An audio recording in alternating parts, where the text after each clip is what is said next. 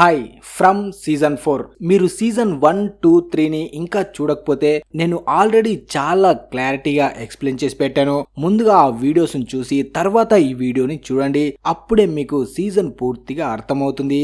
Starting లోనే మనకి yellow man కనిపిస్తాడు. తను జిమ్ గొంతుని దారుణంగా చీల్చేస్తాడు. ఎల్లో మ్యాన్ భయంకరంగా నవ్వుతూ ఉంటాడు. సరిగ్గా అప్పుడే జూలీ ఫ్యూచర్ నుంచి అక్కడికి వస్తుంది. తన కళ్ళ ముందే తన తండ్రి ప్రాణాల కోసం పోరాడుతుండడంతో తనని చూసి చాలా బాధపడుతుంది. కానీ ఎల్లో మ్యాన్ మాత్రం చాలా ప్రశాంతంగా, జూలీ నువ్వు ఇలా పారిపోవడం వల్ల ఏమీ మారదు, నువ్వు దేన్ని మార్చలేవు అంటాడు. చూస్తూ ఉండగానే జూలీ అక్కడి నుంచి మాయమవుతుంది.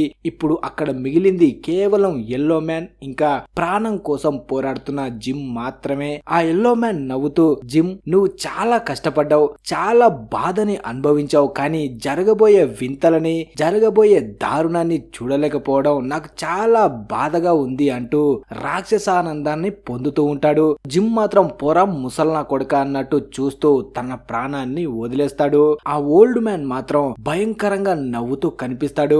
ఆ తర్వాత మనకి ఆ టౌన్ బయట ఒక ఫాదర్ కనిపిస్తాడు. తను అడవి మార్గంలో వెళ్తూ ఉంటే పెద్ద చెట్టు అడ్డుగా పడి కనిపిస్తుంది. ఆ చెట్టును చూడగానే మనకి అర్థమవుతుంది అతను కూడా ఆ మాయా టౌన్ లోకి వెళ్ళబోతున్నాడు అని. కానీ తను మాత్రం తెలివిగా ఆలోచించి ముందుకు వెళ్లకుండా వెనక్కి వెళ్లిపోతాడు. కానీ విధి తనని వదిలిపెట్టదు. ఇంతకు ముందు సీజన్లు మీరు చూశారంటే ఈ చెట్టు ఇక్కడ ఎందుకు పడి ఉందో మీకు పూర్తిగా అర్థమవుతుంది. తర్వాత బేస్మెంట్ లో ఫాతిమా, ఎలిస్ ఇంకా కేన్ కనిపిస్తారు. వాళ్ళు భయంతో దాక్కుని ఉంటారు. ఫాతిమా కళ్ళల్లో నీళ్లు తిరుగుతాయి. నేను ఆ రాక్షసులను చూశాను, వాళ్ళు ఒకప్పుడు మనలాంటి మనుషులే, కానీ వాళ్ళు ఆ డెవిల్ తో ఒప్పందం చేసుకుని వాళ్ళు ఇలా మారిపోయారు అని ఏడుస్తూ ఉంటుంది. తను ఇప్పుడు ప్రెగ్నెంట్, తన కడుపులో పెరుగుతున్నది ఏంటో అని తను చాలా భయంతో బతుకుతూ ఉంటుంది. అలాగే తనకి బాయిడ్ ఎక్కడున్నాడో కూడా తనకి అర్థం కాదు. కేని ఆమెని ఓదార్స్తూ బాయిడ్ ని వెతకడం కోసం అక్కడి నుంచి బయలుదేరతాడు. అలా కేన్ బయటికి వచ్చి కింద ఉన్న ఒక గుహలోకి అడుగు పెడతాడు. అక్కడ మొత్తం చీకటిగా ఉంటుంది. గాలిలో ఒక రకమైన వింత వాసన వస్తుంది. అప్పుడే బాయిడ్ పేరు పెట్టి పిలుస్తూ ఉండగా ఒక్కసారిగా వెనుక నుంచి బాయిడ్ వచ్చి కేన్ నోరుని గట్టిగా పట్టుకొని అరవకు అని తనతో అంటాడు. ఎందుకంటే అక్కడ వాళ్ళకి ఒక భయంకరమైన దృశ్యం కనిపిస్తుంది. అక్కడే ఆ భయంకరమైన స్మైలీ మాన్స్టర్ బట్టలు వేసుకుంటూ కనిపిస్తాడు. వాడు కేన్ ని చూడగానే చాలా రోజుల తర్వాత నువ్వు కనిపిస్తున్నావు, అప్పుడంటే వదిలేశాను, ఇప్పుడు ఆట ఇంకా చాలా బాగుంటుంది అంటాడు. అలా చెబుతూ భయంకరంగా నవ్వుతాడు. బాయిడ్ ఇంకా క్రేని ప్రాణాల మీద ఆశతో అక్కడి నుంచి తప్పించుకొని పై వరకు వచ్చి ఆ దారిని మూసేస్తారు. ఇప్పుడు కేనికి ఏమీ అర్థం కాదు. మనం స్మైలీ మాన్స్టర్ ని చంపేశాం కదా, వాడి మళ్ళీ ఎలా బతికాడు అనుకుంటాడు.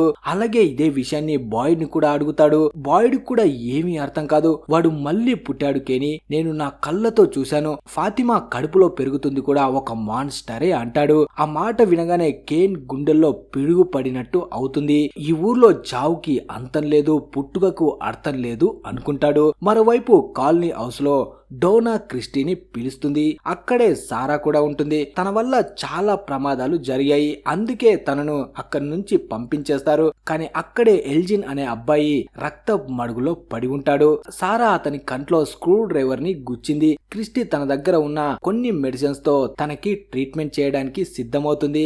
ఎల్జిన్ బాధతో విలవిలలాడుతూ ఉంటాడు. కానీ అతను ఒక మాట అంటాడు, ఆ బిడ్డ పుట్టేశాడు క్రిస్టీ, మనం ఇప్పుడు ఇంటికి వెళ్లిపోవచ్చు అంటాడు. క్రిస్టీకి మాత్రం ఏమీ అర్థం కాదు. తను పిచ్చిగా వాగుతున్నాడు అనుకుంటుంది. ఎందుకంటే ఈ ఊరు ఎంతో మందికి ఇలాంటి ఆశలు చూపే అందరినీ చంపేసింది. తర్వాత అడవిలో మళ్ళీ మనకి ఆ ఎల్లో మ్యాన్ కనిపిస్తాడు. ఇప్పుడు తను అసలు రూపాన్ని బయట పెట్టడానికి రెడీ అవుతాడు. తను అడవిలో దాచిపెట్టిన ఒక సూట్ కేస్ ని తీసుకుంటాడు. అందులో కొన్ని బట్టలు ఉంటాయి. తర్వాత మనకి ఆ ఫాదర్ కార్ కనిపిస్తుంది. ఆ కారు స్పీడ్ గా ఆ మాయా టౌన్ లోకి వస్తుంది. అది వస్తూనే ఫాదర్ కంట్రోల్ చేయలేక డైరెక్ట్ గా పోలీస్ స్టేషన్ గోడని వెళ్లి గుద్దేస్తాడు. పోలీస్ స్టేషన్ లో కేన్ ఇంకా బాయిడ్ ఇద్దరు ఉంటారు. ఆ కారు గుద్దినప్పుడు కొద్దిపాటిలో ఇద్దరు తప్పించుకుంటారు. అలా వెంటనే ఆ కార్ దగ్గరికి వచ్చి చూస్తే కార్ లోపల ఫాదర్ చాలా గాయపడి ఉంటాడు. అలాగే తన పక్కన ఇంకో అమ్మాయి కూడా ఇరుక్కుపోయి కనిపిస్తుంది. ఆ అమ్మాయి పేరు సోఫియా. వెంటనే బాయిడ్ ఆ అమ్మాయిని కాపాడడానికి వెళ్తే రక్తంతో తడిసిపోయిన తన తండ్రిని చూసి అరుస్తూ ఉంటుంది ఆ అమ్మాయి. అప్పుడే డెబేతా కూడా అక్కడికి వస్తుంది. అప్పుడే బాయిడ్ ఆ కార్ ని పగలగొట్టడానికి కొన్ని వస్తువులు తీసుకురామని కేన్ ని అక్కడి నుంచి పంపిస్తాడు. తర్వాత ఆ అమ్మాయి దగ్గరికి వచ్చి ఆ అమ్మాయి సీట్ బెల్ట్ ని కట్ చేసి సీట్ ని వెనక్కి లాగానే ఆ అమ్మాయి ప్రాణాలతో బయటపడుతుంది. అప్పుడే మేరీ అనే నర్సు అక్కడికి వచ్చి ఆ ఫాదర్ కి పల్స్ ఉందో లేదో చెక్ చేస్తుంది. ఇంకా ఆ ఫాదర్ బతికే ఉంటాడు, కానీ తనకి ఫిట్స్ వచ్చి స్లో కోల్పోయినట్టు కనిపిస్తాడు. ఇక్కడ కేన్ ఆ కార్ డోర్ ని పగలగొట్టడానికి వస్తువుల కోసం పక్కకు వస్తాడు. అవి తీసుకువెళ్తుంటే అప్పుడే జేడ్ అక్కడికి వస్తాడు. జేడ్ ని చూసి కేన్ జరిగింది మొత్తం చెప్తాడు. వెంటనే జేడ్ కూడా ఆ కార్ దగ్గరికి వస్తాడు. అలా ఆ వస్తువుల్ని తీసుకొని ఆ కార్ డోర్ ని పగలగొట్టి ఆ ఫాదర్ ని బయటికి తీస్తారు. అక్కడే మనకి విక్టర్ కూడా కనిపిస్తాడు. విక్టర్ కళ్ళల్లో ఇప్పుడు చాలా భయం కనిపిస్తుంది. ఎందుకంటే ఎవరు కొత్తగా ఈ టౌన్ లోకి వచ్చినా తనకి ఏదో జరగబోతుందన్న భయం మొదలవుతుంది. అప్పుడే మేరీ ఫాదర్ ని తీసుకొని హాస్పిటల్ కి వెళ్తుంది. సోఫియా ఏడుస్తూ మా నాన్నకి ఏం కాదు కదా, నాకు ప్రామిస్ చేయండి అని డెబితాని అడుగుతుంది. డెబితా తనకి ప్రామిస్ చేస్తుంది మీ నాన్నకి ఏం కాదులే అని. తర్వాత మనకి పోలీస్ స్టేషన్ లోపల బాయ్డ్ ఒక పెద్ద బాక్స్ ని ఓపెన్ చేస్తాడు. అందులో వందల కొద్ది బుల్లెట్లు ఉంటాయి. కేని ఆశ్చర్యపోతాడు. బాయ్డ్ ని ఇవన్నీ ఎక్కడివని అడుగుతాడు. అప్పుడు బాయ్డ్ అక్కడ ఉన్న ప్రతి గన్ లో బుల్లెట్స్ ని లోడ్ చేస్తూ మనం ఇక్కడ నుంచి పారిపోకూడదు కేని, ఆ రాక్షసులు మనల్ని ఒక్కరొక్కరిగా ముక్కలుగా చేస్తున్నాయి, మన దగ్గర ఉన్న ప్రతి బుల్లెట్ ను వాళ్ళ మీద వాడాలి అని కసిగా చెప్తాడు. కానీ కేనికి ఒక భయం ఉంటుంది.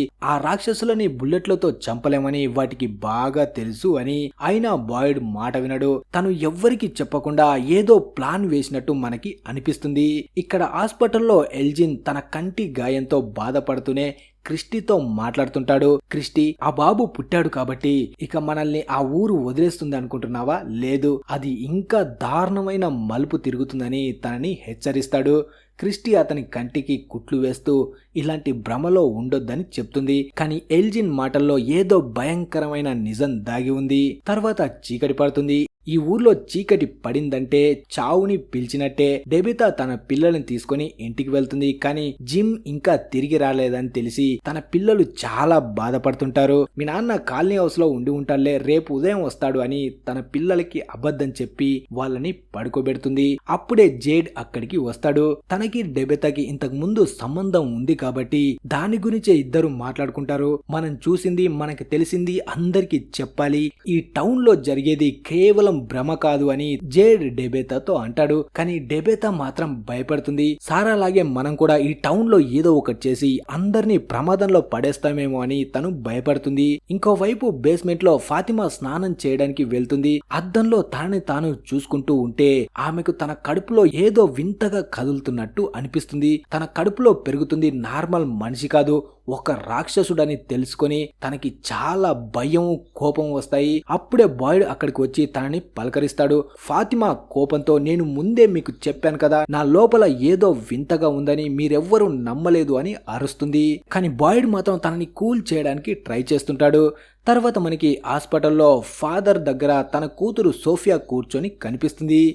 కేని పక్కనే నిద్రపోతుంటాడు. సోఫియా సౌండ్ చేయకుండా పైకి లేచి ఫాదర్ చెవిలో ఒక మంత్రం లాంటిది చదువుతుంది. ఆశ్చర్యంగా ఫాదర్ సడన్ గా ఒక్కసారిగా కళ్ళు తెరుస్తాడు. కానీ అతని కళ్ళల్లో ప్రాణం లేదు, కేవలం భయం మాత్రమే ఉంది. సోఫియా తన దగ్గరికి వెళ్లి చాలా భయంకరంగా నవ్వుతూ నువ్వు ఈ కథలో చాలా ఇంపార్టెంట్ అంటుంది. అప్పుడే మనకి అసలు విషయం తెలుస్తుంది. అడవిలో ఎల్లో మ్యాన్ తన చేతిలో ఉన్న సూట్ కేస్ ని ఒక ప్లేస్ కు తీసుకువెళ్లి దాన్ని ఓపెన్ చేసి తన బట్టల్ని విప్పి తన రూపాన్ని మార్చుకుంటాడు. తను ఇప్పుడు ముసలివాడి నుండి ఒక అందమైన అమ్మాయిలాగా మారతాడు. ఆ అమ్మాయి ఎవరో కాదు, ఇప్పుడు మన ముందు ఉన్న సోఫియానే. సోఫియా నిజానికి మనిషి కాదు, ఆమె రూపం మార్చుకున్న ఎల్లో మ్యాన్. ఫాదర్ కార్ తీసుకుని వెనక్కి వెళ్తూ ఉంటే తన ప్లాన్ వర్కౌట్ అవ్వదని, తను అమ్మాయిలాగా మారి తను దారి తప్పిపోయానని ఫాదర్ కార్ ని ఆపి ఆ ఫాదర్ ని తీసుకుని ఈ టౌన్ వైపు వస్తూ తన శక్తులతో ఆ ఫాదర్ ని తన వశం చేసుకుని కార్ ను వేగంగా పోనిచ్చి యాక్సిడెంట్ చేస్తుంది. ఇప్పుడు సోఫియా హాస్పిటల్లో తన అసలు రూపాన్ని చూపిస్తుంది. తన తండ్రి ప్రాణాల్ని కాపాడుకునే కూతురిలాగా నటించిన సోఫియా ఇప్పుడు ఒక యముడిలాగా మారిపోయింది. సడన్ గా భయంతో కళ్ళు తెచ్చిన ఆ ఫాదర్ కి కళ్ళల్లో భయం తప్ప ఇంకేమీ కనిపించదు. అతను ఏమీ మాట్లాడలేడు, కనీసం కదల్లేడు. సోఫియా తన ఫేస్ దగ్గరికి వెళ్లి తన గొంతును మార్చి మాట్లాడుతుంది. నువ్వు నన్ను ఒక సాధారణ అమ్మాయి అనుకున్నావు కదా, కానీ నేను ఈ ఊరి శాపాని అని తన చేతులతో ఫాదర్ గొంతును గట్టి గట్టిగా నొక్కడం మొదలు పెడుతుంది. ఫాద్రి ఊపిరాడక విలవిల్లాడుతూ ఉంటాడు, కానీ తన నోటి నుండి శబ్దం రాదు. సోఫియా కళ్ళు ఇప్పుడు ఎర్రగా మారుతాయి. ఈ ఊర్లో నిన్ను ఏ దేవుడు కాపాడలేడు, ఎందుకంటే ఇక్కడ దేవుడు లేడు, కేవలం మేమే ఉన్నాము అంటూ క్రూరంగా నవ్వుతుంది. అలా ఎపిసోడ్ 1 ముగుస్తుంది. మరి ఎపిసోడ్ 2 కావాలంటే ప్లీజ్ వీడియోని లైక్ చేసి ఛానల్ ని సబ్స్క్రైబ్ చేసుకోండి. ఈ వీడియోకి 1K లైక్స్ రావాలి. Thanks for watching.